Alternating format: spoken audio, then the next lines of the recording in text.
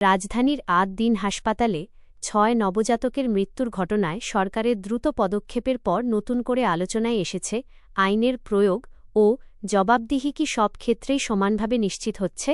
স্বাস্থ্য অধিদপ্তর তদন্তের ভিত্তিতে হাসপাতালটির লাইসেন্স বাতিল করেছে। একই সঙ্গে ঘটনাটি নিয়ে পুলিশি তদন্তও চলছে।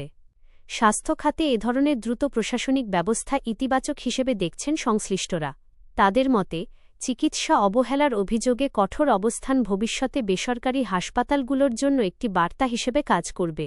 তবে একই সময়ে জনপরিসরে আরেকটি প্রশ্ন জোরালো হচ্ছে। দেশে হামের প্রাদুর্ভাবে শত শত শিশুর মৃত্যুর ঘটনায় এখনও পূর্ণাঙ্গ ও স্বাধীন তদন্তের দৃশ্যমান অগ্রগতি না থাকায় বিভিন্ন মহলে জবাবদিহির দাবি উঠেছে।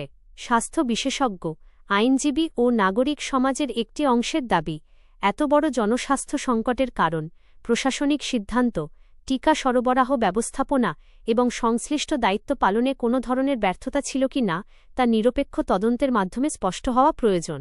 এদিকে হামের প্রাদুর্ভাব নিয়ে উচ্চ আদালতে রিট আবেদন হয়েছে এবং আদালত সংশ্লিষ্টদের কাছে ব্যাখ্যা চেয়েছেন। এছাড়া দায়িত্বে অবহেলার অভিযোগে মামলা করারও চেষ্টা হয়েছে। তবে এসব উদ্যোগের চূড়ান্ত আইনি ফলাফল এখনও সামনে আসেনি।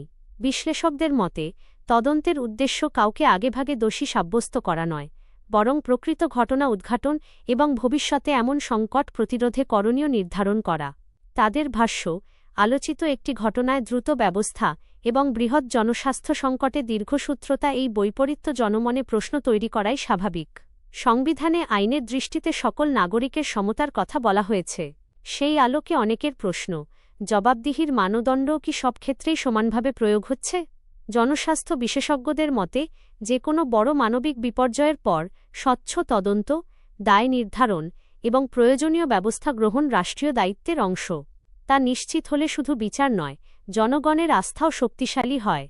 ফলে আদ-দিন হাসপাতালের ঘটনায় সরকারের দ্রুত পদক্ষেপ যেমন আলোচনায় এসেছে, তেমনি হামে শত শত শিশুর মৃত্যুর ঘটনায় পূর্ণাঙ্গ তদন্ত ও দায় নির্ধারণের দাবিও এখন জনপরিসরের অন্যতম গুরুত্বপূর্ণ আলোচ্য বিষয়ে পরিণত হয়েছে।